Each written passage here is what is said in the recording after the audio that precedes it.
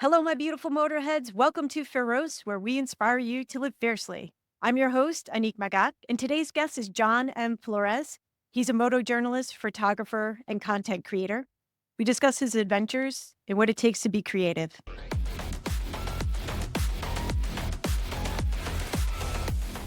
What was it like riding an electric motorcycle on the Transcontinental Highway? Yeah, it was kind of amazing.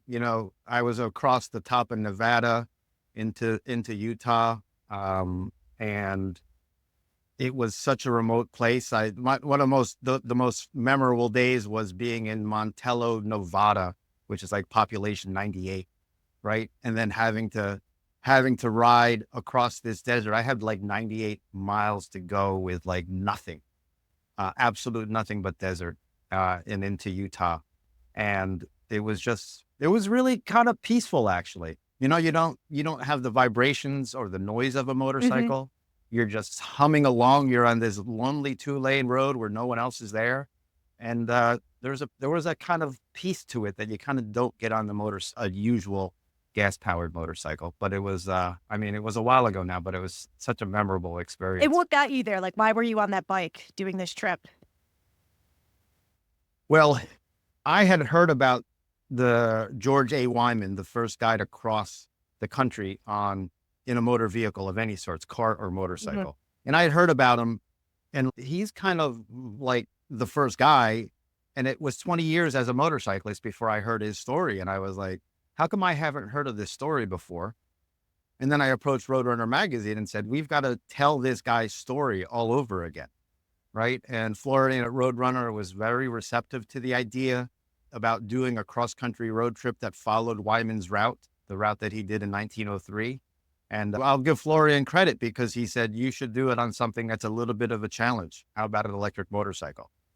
And, I would think that's and just I not a said, yeah. small And it was, challenge. That's kind of a big challenge considering. yeah, Yeah. I mean, yeah, it was a big challenge. Yeah, you're right. It was a big challenge, especially this was in 2015. So the car charging network, electric car charging network wasn't nearly as extensive as it is Hmm. now. It was pretty challenge. The best piece of advice I got back then was don't leave your current charging station until you know where the next one Oh, is.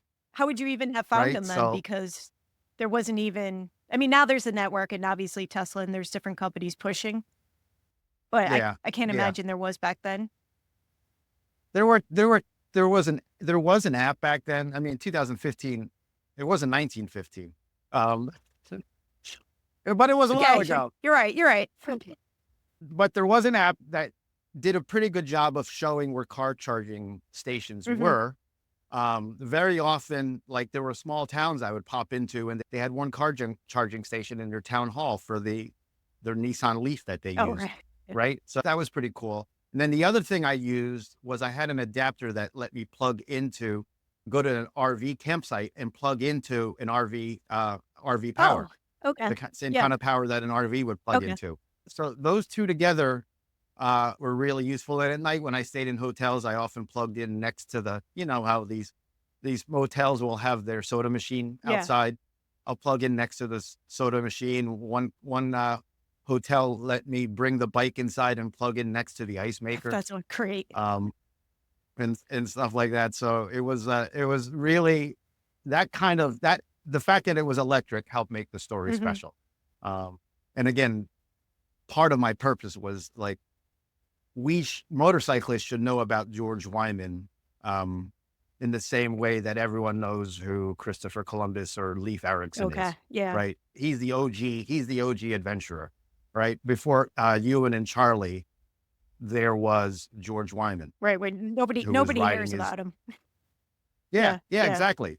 Yeah, he's the OG, and I'm just trying to do my part, both with the Roadrunner stories and what I'm doing on my Substack to continue to get the word out there. There's a small group of people who are trying to continue to tell the world about George Wyman, and I'm just one of them. So the magazine led into you doing a Substack around this? Okay. Yeah, That's I cool. mean, because most of the time when I write for the magazine, it's 1,800 words, 14 pictures, or whatever the Hmm. whatever the formula is, right? But So every once in a while, like this Wyman story, I said to Roadrunner, you can't tell this story in a single 1,800 words article, Okay. 1,800 word story. So it ended up being, I think it was a 5-part, or maybe I think it was a 5-part story in Roadrunner magazine. And even with that, and I would give some presentations and things like that. Even with all of that, I was like, there's a bigger story here. It's bigger than 5 articles. So I started drafting out a much longer form. So I've started the Substack as a way of putting that out there. I'm not making much in the way of money on Substack with it. And it would be nice, but that's not the point Hmm. of it. I just want to get Wyman's story out there into the public so that, 10, 20, 30 years from now, more and more people will learn about him. Would you eventually write a book about this, or has? Yeah. I actually did submit to some Hmm. publishers, and I got a lot of the same thing. It sounds like an interesting story, but it's not for us. Okay. Um, I think motorcycle type stories are very, very Hmm. niche, right? And I think I didn't try to go to any motorcycle publishers, and maybe I should, but yeah, I would definitely be open to that. Or I've thought about self-publishing Hmm. too, but the Substack was almost a way for me to just like keep it going, Yeah. right? I had lost momentum between finishing the final magazine stories in 2016. I had lost some momentum, and putting it on Substack kind of made me accountable Okay. to the people who are subscribing to the Substack. I even had one person, I had started it up, and then like I went 6 months without posting, and someone said, so one of my friends who actually paid says, "Are you going to continue this?" And that was a kick in the ass that I Yeah. needed, Yeah. Maybe right? you can go So ahead. Go ahead. I was gonna say maybe you could just briefly describe like how Substack works, because I have a little bit of knowledge of it, but not that much. all right. So Substack is a publishing platform. It's kind of like the new version of medium.com or the new version of Blogger. But one of the interesting things that it does is that you can get followers who then subscribe to your Substack. Okay. And those followers, and you as the creator has the option of saying, okay, if people want to follow me, I'll be posting weekly and it's going to cost this much a month.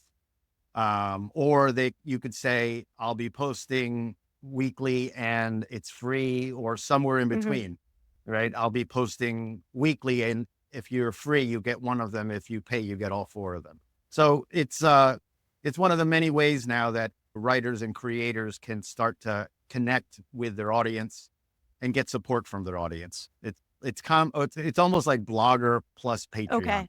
in a So way. you also, in addition to writing, which you've been a journalist for a while, you also do photography.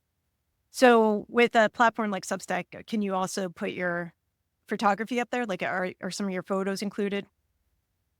I think Substack is, I think, targeted more towards Okay. writers, but in my they when you lay out each article, you can include photos. Okay. So my my Wyman stories include all the photography.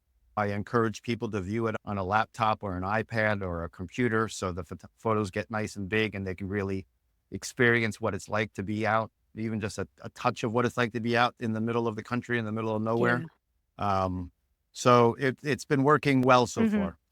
So for Roadrunner, you've also done some other pretty epic trips. Like I don't know if you wrote an article about this, but the one time that you also went to Europe and followed the Tour de France, was that a separate trip? Oh yeah, that was a separate Okay. trip. But I Okay. have done. I mean, the good thing about the relationship with Roadrunner is that it's been very collaborative over the Hmm. years, right? Every fall, about this time every year, um, I usually get an email from Florian, or before him, Krista. Like, we're looking for story ideas for next year. They have in their minds, they have ideas of parts of the country that they haven't covered recently and want to cover for the upcoming Okay. year, but they're also open to other ideas. Like, for years, I was their foodie guy. I would go on trips and eat food, which is terrible. Um, No, not that. Please. right? I was like the Anthony Bourdain on 2 wheels. They would like they were like, John, there's a BMW waiting for you. Can you pick it up and go to Maine and eat lobster for a week? Like, oh, all right. If you say so. Uh, That sounds pretty Right. epic. Yeah. And then it's actually, it's 2024. It's actually the 50th anniversary of the publishing of Robert Pirsig's Zen in the Art of Motorcycle It's Maintenance, already been 50 right? years. 50 Wow. years. Yeah. Okay. Published in 1974. So there's actually his motorcycle is actually on display at the Smithsonian in Washington, D.C. right Oh, now. I encourage everyone to go see it, including like his bomber jacket and like the original manuscript of the book and some other pieces that Pirsig's widow donated to the museum, which is very, very cool. But then kind of anticipating that this 50th anniversary back in 2 years ago in 2022, I followed his hmm. route from Minneapolis, Minnesota to San Francisco, Oh, okay. reading his book along the way. And I wrote again another series of stories for Roadrunner magazine about that. So I like those. I like these bigger stories. I've been, like you said, I've been writing motorcycle travel stories for a while now, and I try to make things a little bit different, not just about, okay, we went to this town, had lunch, went to this town, had dinner, rode this road. I try to make it a little bit more interesting than that.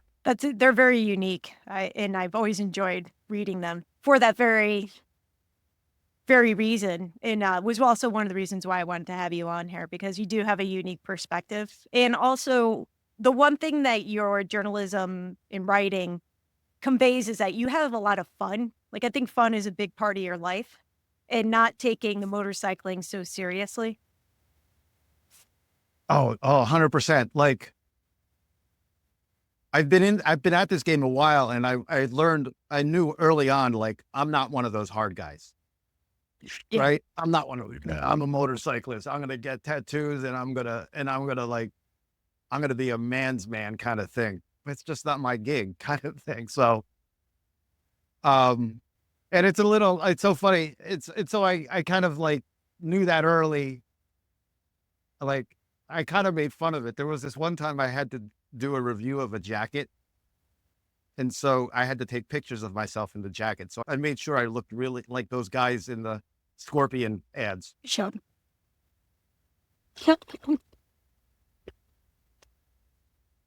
And like, so I have fun with it. And like that, it is part of, I mean, you got to have fun when you do this. I went through a period where I went through a period where I wasn't having fun. And then I told myself, you know what?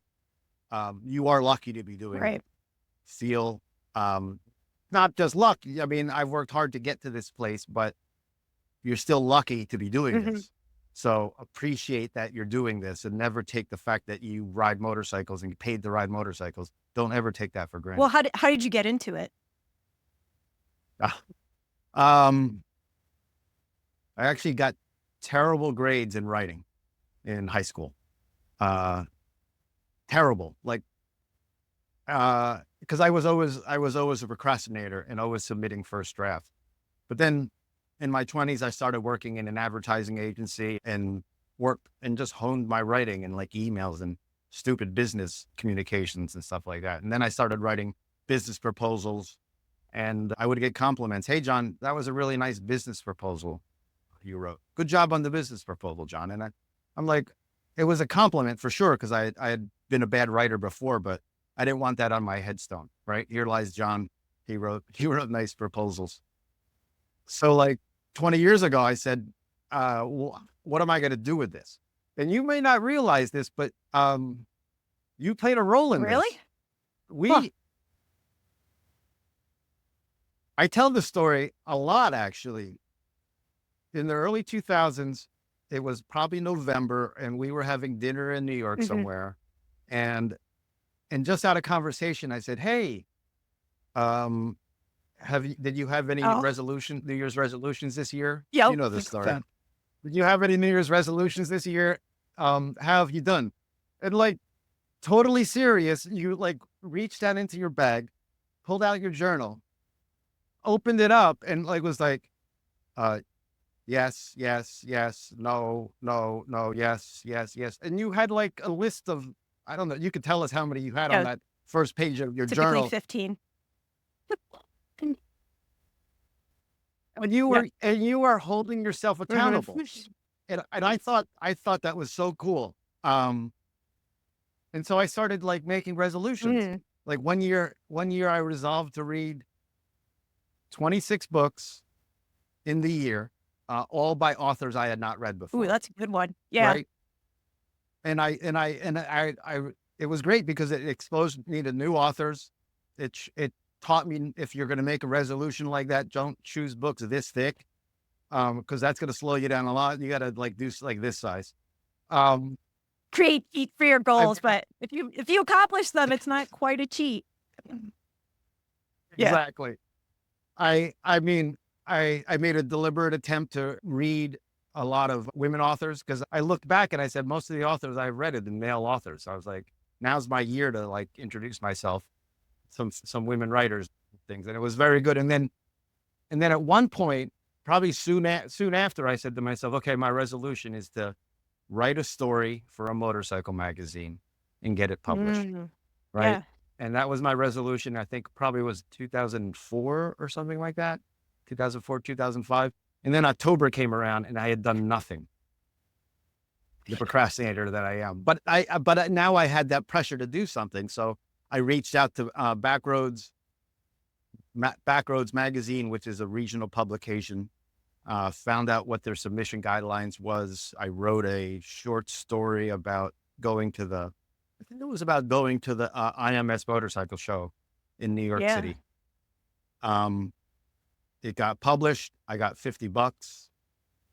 I mean, I felt prouder of that than like nearly anything I'd done professionally at the advertising agency. Wow. Right. And I was like, okay, next year I'll get published nationally. And I just kept on going. So did it end up snowballing? Because I know eventually you uh, started to do bike reviews. In obviously you talked about like the gear review, the jacket, the and such, but like how did that all progress? Yeah, it's interesting because so then I got published in Backroads Magazine, and then I reached out to, for the following year, I reached out to a whole bunch of magazines, found out what their submission guidelines were for travel Hmm. stories. And then I took a trip. I went out to Las Vegas and spent a couple of days on a Victory cruiser and a day in the desert on a Suzuki DRZ. Wrote a story, submitted it to Roadrunner magazine, and like 6 months later, they asked if they could publish it, and then they asked if I would do additional stories. I don't know if it's a secret or not, but if there's a publication that's producing content, whether it's online or in print, and having been an editor myself, once you get what someone that you know is going to be decent at what they do and reliable at what they Hmm. do, they'll give you work. Yeah. I would assume that people, because there's so many deadlines, that if somebody can produce on a deadline, that probably makes everybody else's job easier. Yeah. Yeah, yeah. I mean, Well, exactly. I mean, like a super creative person that's not hitting the hmm. deadline is going to just be a struggle for the editor, as deadlines approaching and stuff like that. And I've been on both sides of the coin, so to speak, at this point, both as a writer and as an editor, trying to get a magazine out. Who did you edit for? I was editor in chief of On the Level, the club magazine of the BMW Riders Okay. Association, Okay. for 3 years. It was a really neat position. I had, I'm a digital guy by nature, even though I am published in magazines. I'm a digital guy by nature. So becoming an editor of a print magazine it didn't, in some ways it was like, oh, does this fit in what I'm doing? And I was like, well, you know what? I'm up for the challenge. Let's give it a try. And one of the first light bulb moments that came to me was like, these days, everyone is consuming content on their phone. And even if you've got the latest Samsung or latest iPhone, it's still like a 6.5-inch screen. It's still like that big. It's not Right. huge. So with the magazine, my goal was to, like, every issue that we published, I wanted OMG moment where the reader turned the page to a 2-page full color spread of something that just made them pause, right? Something that a photo of a motorcycle, a photo of a landscape that like if you saw it on the little phone, you'd be, that's Hmm. nice. But if you saw it on the big screen, you'd be like, wow. Yeah, Right. that's a So great way to take advantage of a format. Mhm. yeah, yeah, exactly. Exactly. So, how do you feel about there's been this transition from magazines now to things going almost purely digital? Like, where do you see the future of magazines? Well, film cameras are coming back. Yeah, that's true. They're Um, really having a hot moment right now. Yeah. yeah, film cameras, records, Hmm. LPs are having a little bit of a moment. My cousin's my niece's husband restores like 80s and 90s era audio systems, including record players and stuff like that, and he's having a great time doing it. Like there's something in this digital world, a machine that like actually moves and has moving parts and stuff like that is kind of fascinating. Whether it's a turntable or a film camera, something that you actually have to wind to to make it work is kind of unique. So I think there's always going to be a place for that.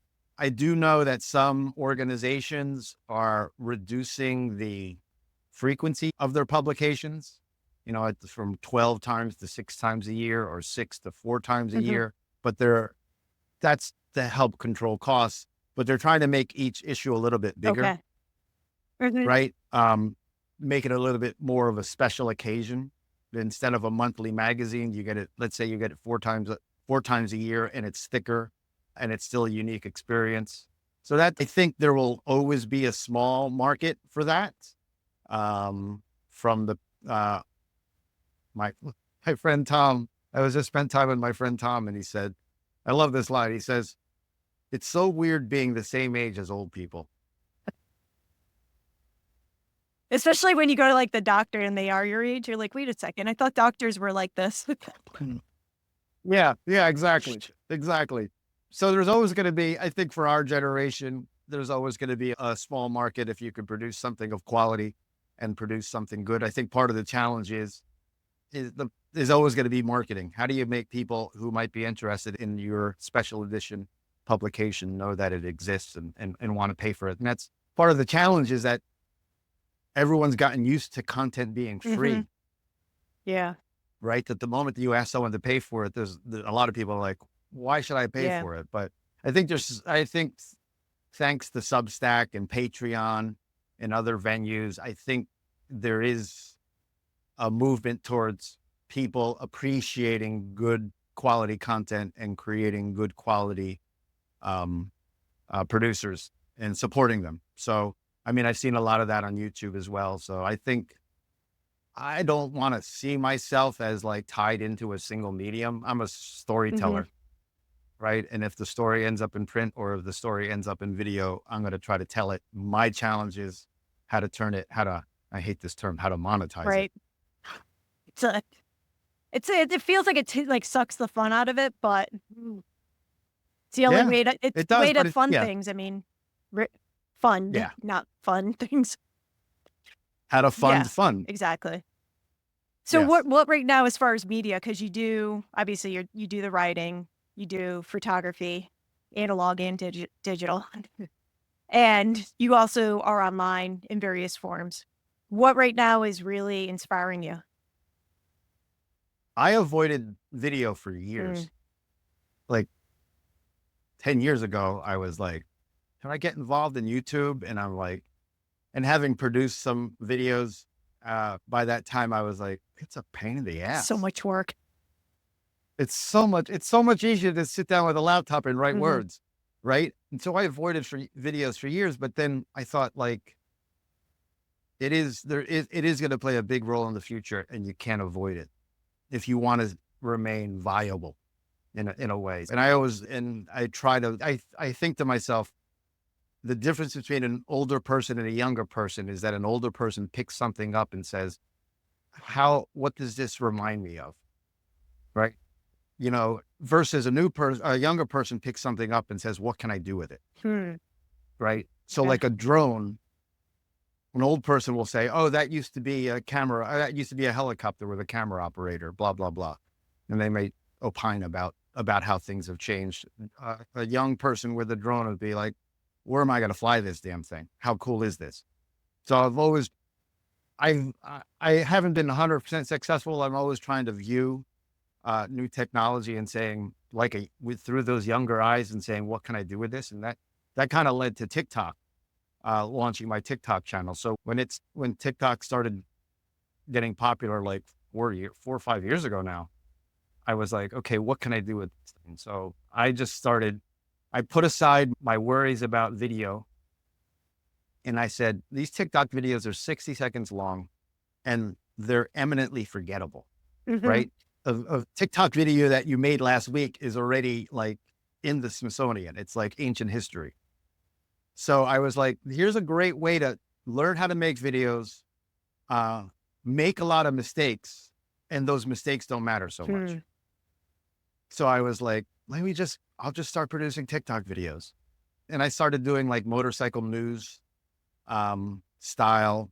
I called them a Moto Minute, right? I started producing 60-second Moto Minute videos. Here's the new Harley Davidson. Here's the new Honda. It makes this much power, blah, blah, blah. Here's what it compares to. And I made a lot of mistakes, right? I look back in those old videos 4 years ago and I'm like, this is so terrible. But I've learned from each of those mistakes.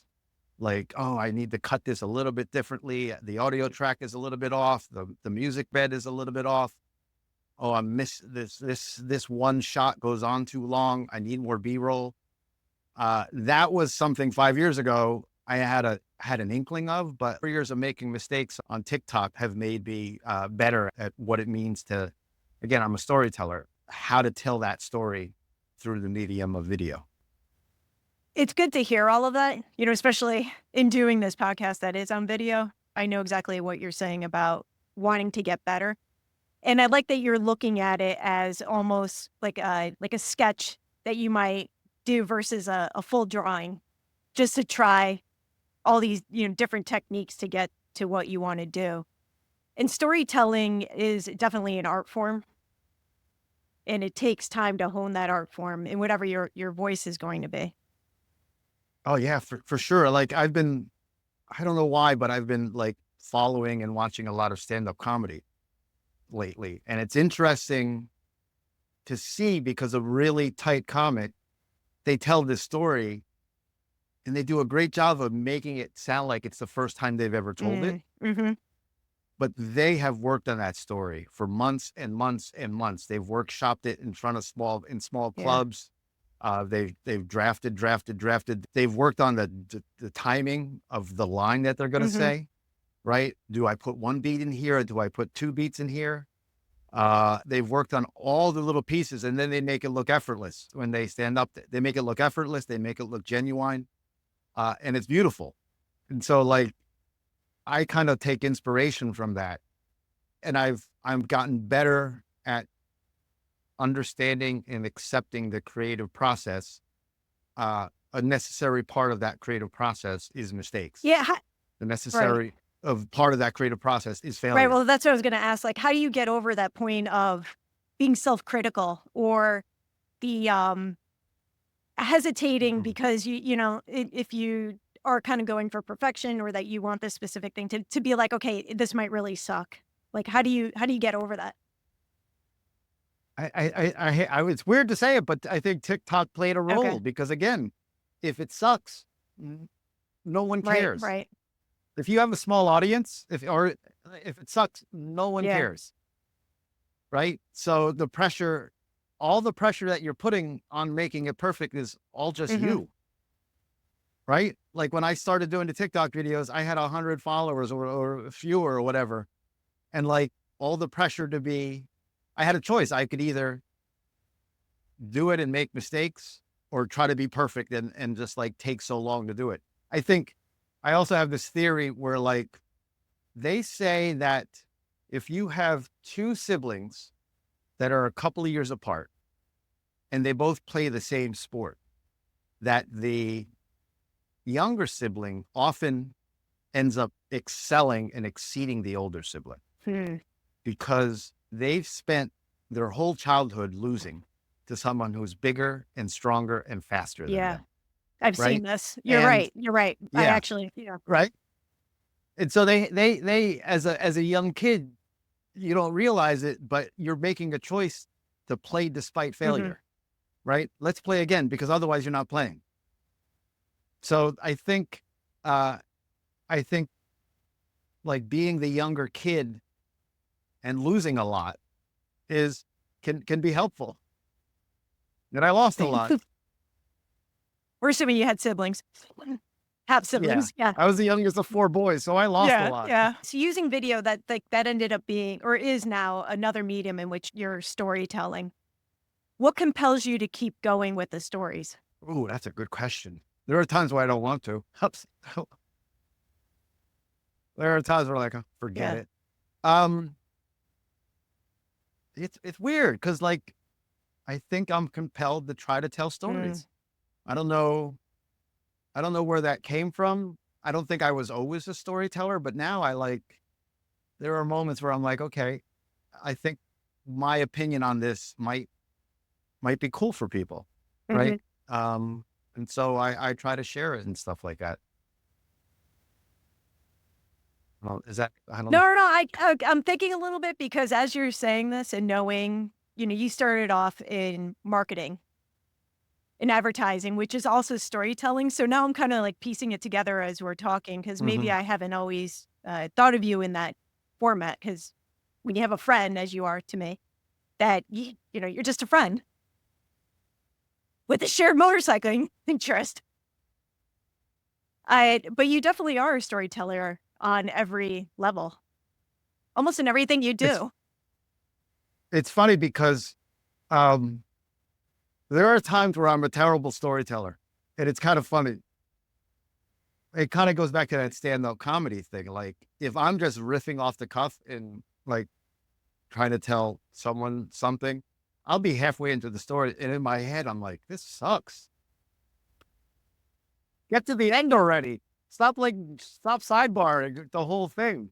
Uh, Right? So like, um, and maybe that's just been part of my process. Just get better at telling these mhm. stories. And that always drove me when writing for Roadrunner magazine. It was like, how can I tell this story better? How can I make the reader feel like they're with me or want to ride with me?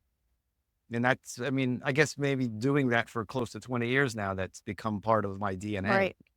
You're continually honing your craft. Yeah. I'm not, yeah. I I've never been diagnosed with ADHD or anything like that, but I think part of what compels me and drives me is I want to make it interesting for myself, Mm. Mhm. right? I want to, and I want to, I want to continually push myself. Like I did this one story years ago where it was actually the motorcycle rider talking with his motorcycle. It was, I think it was called Adventures with R9T. So as a guy living in New York, he had a BMW R9T and he would go away for weekend rides, right? And on one of these, and he had a stressful job in the big city, blah, blah, blah. And my favorite term right now is people call Manhattan Work Island, right? So he had a stressful job on Work Island and he would go for motorcycle rides on the weekends to kind of escape Mhm. what like everyone does. And then one trip, the motorcycle starts talking to him and says, let's go further. Let's go further. Let's keep going. And so it becomes a conversation between him and his motorcycle slash alter ego or Right. whatever, what he really wants out of life. And it was a 3-part series and I was finishing up the third part and I was like, how do I end this? How do I end this? And I'm not going to spoil it because you're not going to be able to read it anywhere, but like, or maybe you will. But like, I was like, how am I get? I'm not going to end this with they lived happily ever after kind of bullshit. Um, I ended up I ended up crashing the motorcycle and killing it. Really? Yeah. Wow. The Yeah. rider gets T-boned. Mm. Yeah. The rider gets T-boned by a left turning Mm. car which is not uncommon in and Fork which Island. exactly, Yeah. yeah, Yeah. exactly. The rider gets T-boned, and like the motorcycle is lying on its Yeah. side with fluids spewing out of it, and like the motorcycle's last dying breath, this R9T's last dying breath was, "Go get another motorcycle and go ride and go see the world." And then he said, I don't remember what he said. He said, "But I think the motorcycle also said, but don't get a GS or I'll haunt you," or or something like that. I love it. I love it. There's also something about, like, that But longer form content too, like, yeah, in being able to get that creative with the way you're telling it. Not that like, as you're y- saying, I'm sure you could figure out how to put that into visuals for TikTok. yeah, yeah. I mean, it's again, it's all a challenge. Like part of my challenge in the Substack and writing this longer form story about George Wyman is that I got so used to writing 1,800 word Yeah. stories, And for a lot of right? people, In that's the monumental to be able to put out those many words. yeah, but like then to go from like an 18-word story to like a 60,000 word novel, like how do you fill that? What words do you put in there besides and buts or whatever? It's just like it's daunting to try to write something that long. So it's been an interesting process. Same thing with going from TikTok videos, 60-second TikTok videos to like 8 and 9 minute YouTube Mhm. videos. Same kind of challenge. It's like, how do you do this? And it's all just problem solving, right? It's for me, it's all been okay. You got to solve it. Here's the problem. You've put this video together and like you're in minute 3 and you're bored to tears. So how do you fix that? And you got to be creative about it. And you've got to be willing, make mistakes. You've got to still be self-critical, right? You've got to look at your stuff and try to look at it critically and go, okay, this isn't as good as I want it to Mhm. be. And I think that some of that comes from exposing yourself to other creators and what they're doing, right? And it's so funny because when I started writing, I started reading differently. Hmm. Like, how are they like, I started reading books and okay, what are they doing? How are they manipulating my feelings and how I feel and how I react to the characters? I'm like, oh, that's pretty cool what they did there. And now producing videos, the same exact thing, right? We watch this, I think it was a Netflix show last night, and I was just like analyzing the shot selection. Like, why are they doing this? Why are they doing that? That looks cool, but I'm not sure what role it plays and besides looking Mhm. cool Mhm. kind of thing. So I'm like constantly analyzing and thinking. I think too much, but I don't know what else. Well, it's working to your benefit because what you're producing is coming out pretty good. No, Yeah. thanks. I mean, yeah, that was another thing. Like I remember being at a Roadrunner rally and some folks, subscribers to the magazine came up and said, "Oh, I really like your writing and stuff like that." And I was like kind of dismissive about it. Mm. I was like, "Oh, I was like, I forget what I said, but I remember the reaction. The reaction was like, "What? How come he's not accepting this compliment?" And I walked away thinking, "Damn, they're right. Yeah. I should, I should, because like I'm not, I'm not a Pulitzer Prize winner or anything, right? That's a whole other level. I shouldn't let that diminish the progress that I've made, Right. right? I shouldn't let that um, accept the compliment. I shouldn't let that get in the way of where I came from, where I am, and where I want to go. So ever since that time, that was probably like 15 years ago, I was like, okay, when someone says we really like what you're doing, just appreciate that they're appreciating you. Mhm. Understand that um, I say things like, I've been working really hard at this for years. I really appreciate that. And for me, I don't want to be content about Mhm. that, right? But like, I want that to, I need to accept that and appreciate that for what it is. Like I keep a clip, keep a clip list. So sometimes I'm in this place where I'm producing something. I'm like, this sucks. Or like imposter syndrome. Like can you even do this? kind of thing. And then I'll go into my clip list, and it makes me feel better. It makes me think, okay, you've done this in the past. People have appreciated your work in the past. So keep going, kind of Hmm. thing. Like, self-doubt is a big thing. It is. And it's good to allow yourself those reminders because it can be easy to just get disenchanted and then quit or decide, maybe this isn't really for me. I don't know that I'm seeing any fruits of my labor coming out of this. Yeah. Yeah. Yeah. Yeah, exactly. I remember I was in a photography group of all these photography professionals. We helped arrange a show for one of the members of the group. And I was chatting with Alan, my buddy, about it. And we were talking about it. It's like, this is why one of the reasons why photographers need agents, and why all creative people can benefit from an agent, is that you're paying an agent to believe in you, Hmm.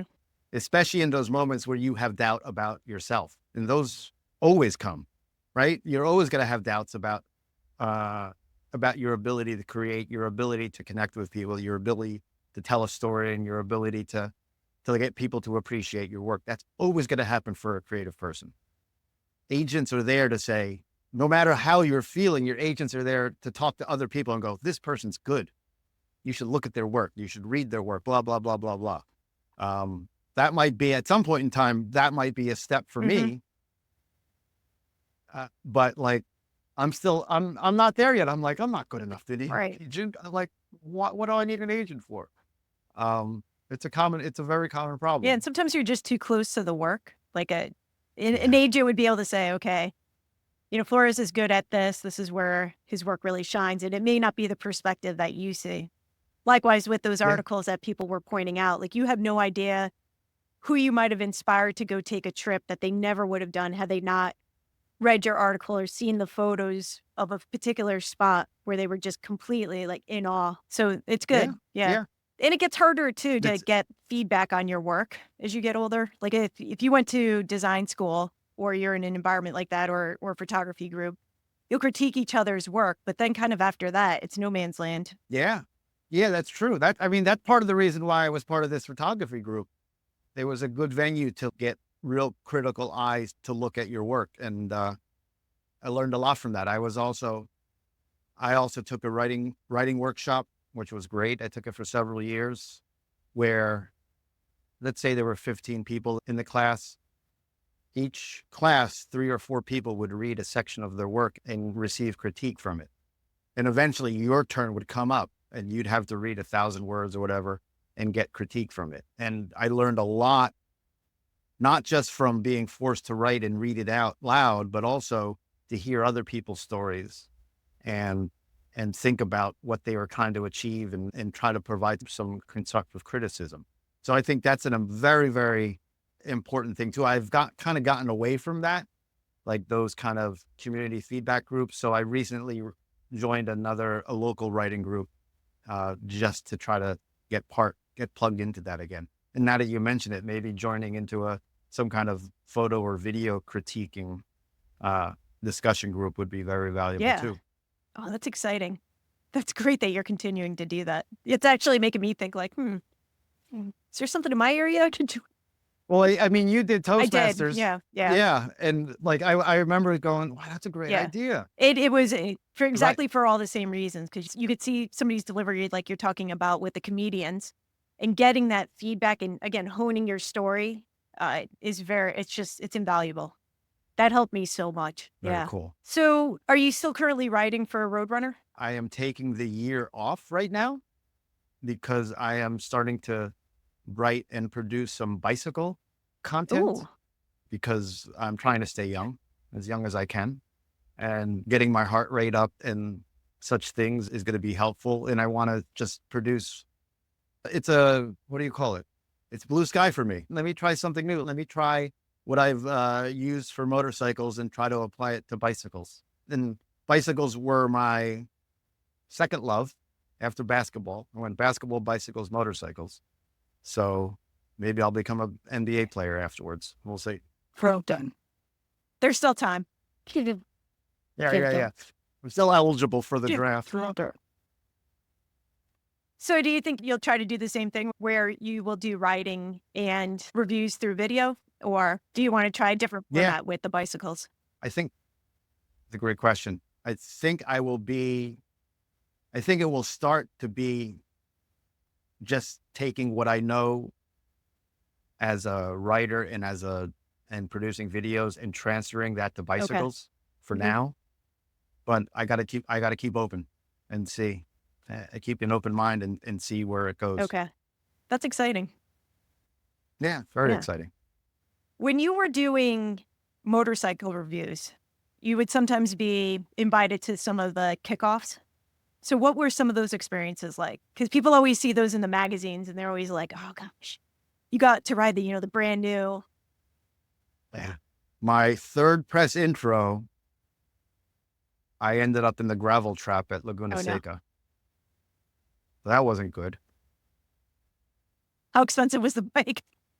And it wasn't even a hot lap. It was just like a photo lap. And I was just a little too enthusiastic. And the Yamaha R1 Mm, could do 92 miles an hour in first gear. And I wasn't nearly skilled enough.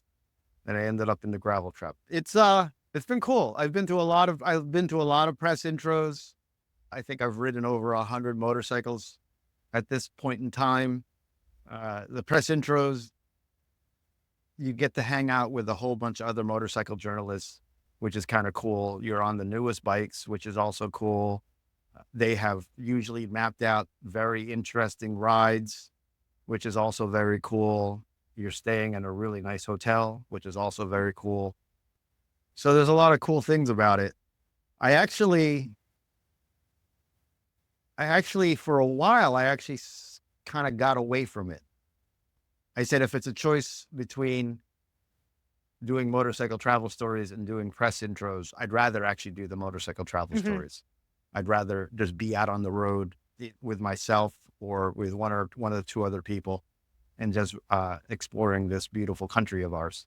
So I stayed away from them for a while, but I started doing more of them again, and they're really neat experiences. Again, you get access to the designers and the engineers of BMW and Honda and whoever else you're dealing with, which is kind of neat. You get some behind the scenes things too. Hmm.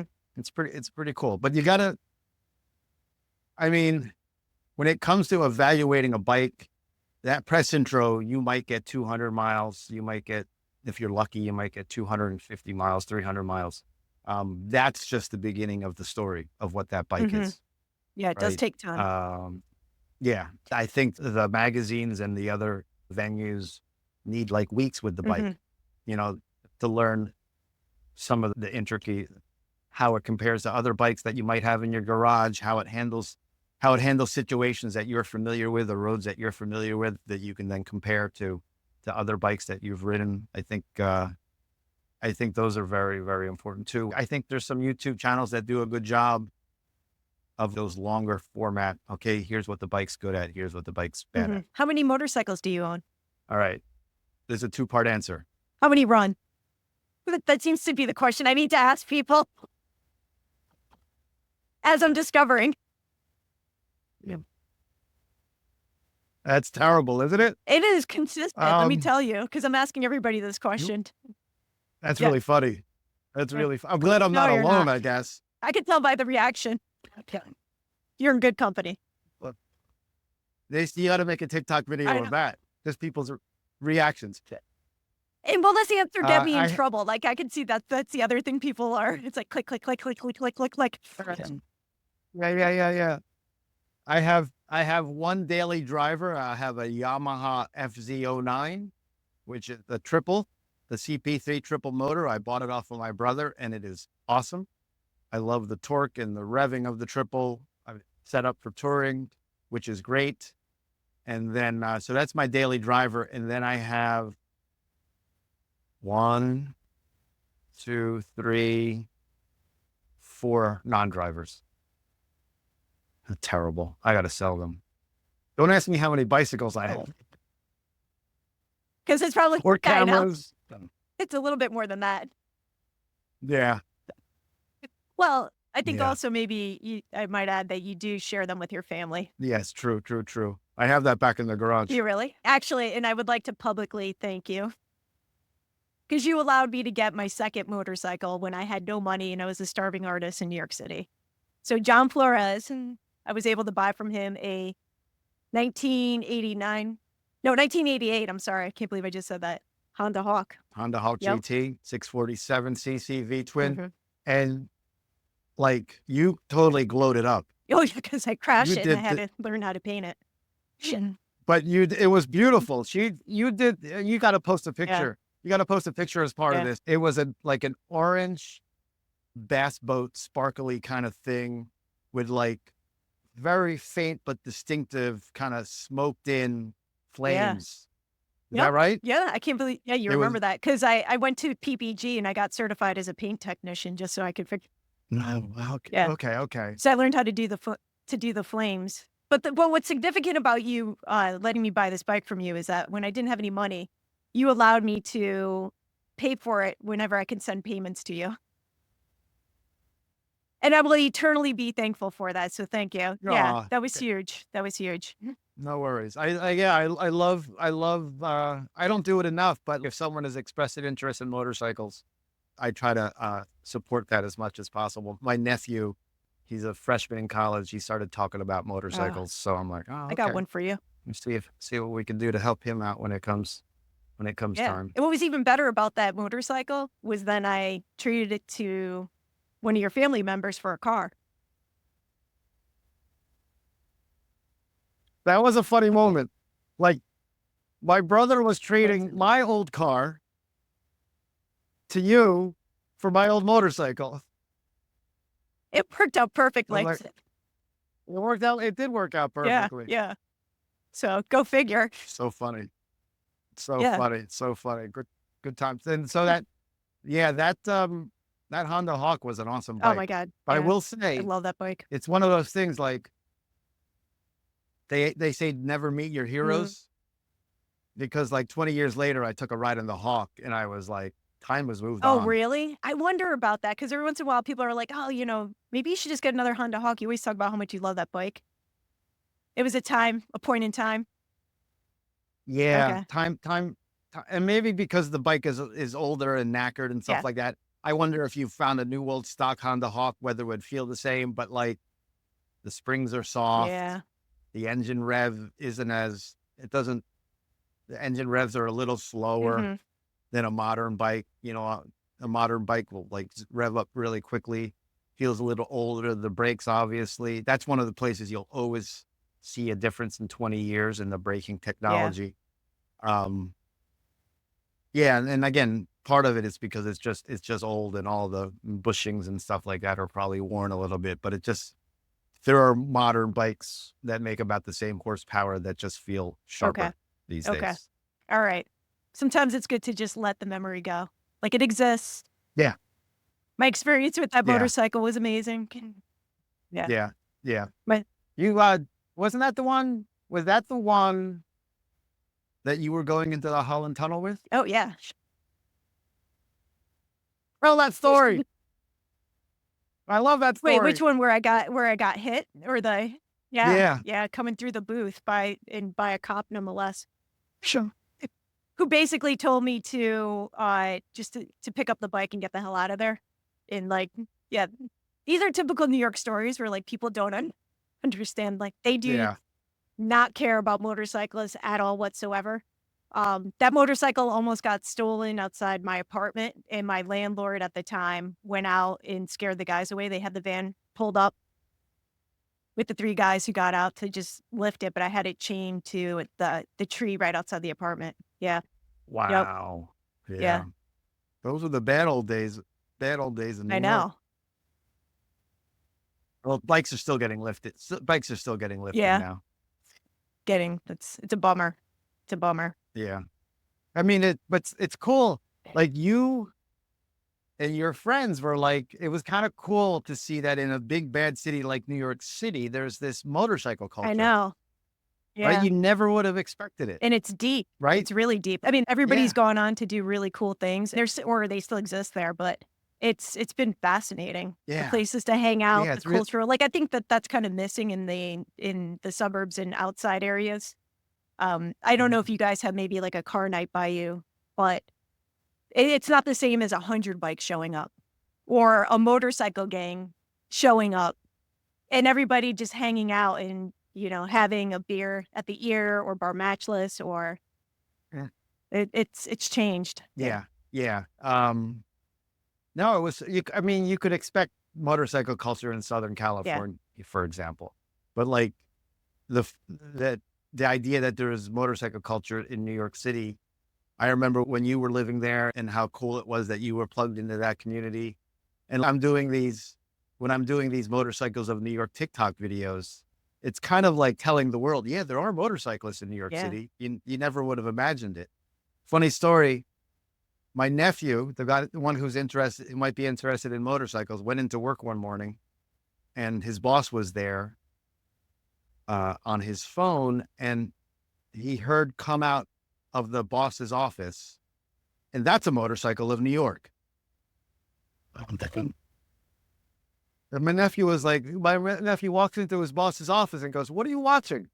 He's like, "Oh, there's this guy. He walks around New York shooting videos of motorcycles." And my nephew's like, "That's my uncle," you know? That's so great. Those videos are really And good, by the way. Yeah.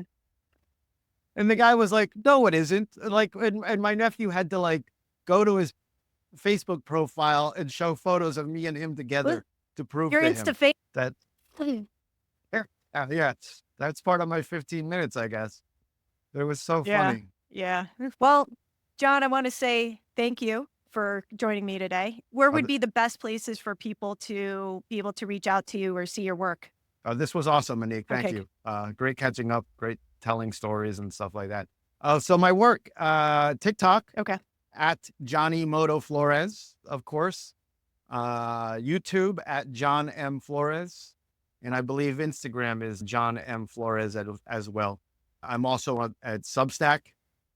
You get the trend here at John M Flores. It's pretty. You're consistent, and, like, thank That's my goodness brand. you got all the same handles. Yeah. Yeah. Yeah. Exactly, exactly. So that whenever a new platform launches, whether I'm going to do something with it, I quickly create an account to try to own my name, kind of things. Yeah, be sure to like and subscribe and all that other And I'll stuff. put the So links in the show notes so everybody can definitely see them as well. awesome. So, all right, John, thank you so much, and I just wanna tell everybody, ride smart. Ciao. Ciao.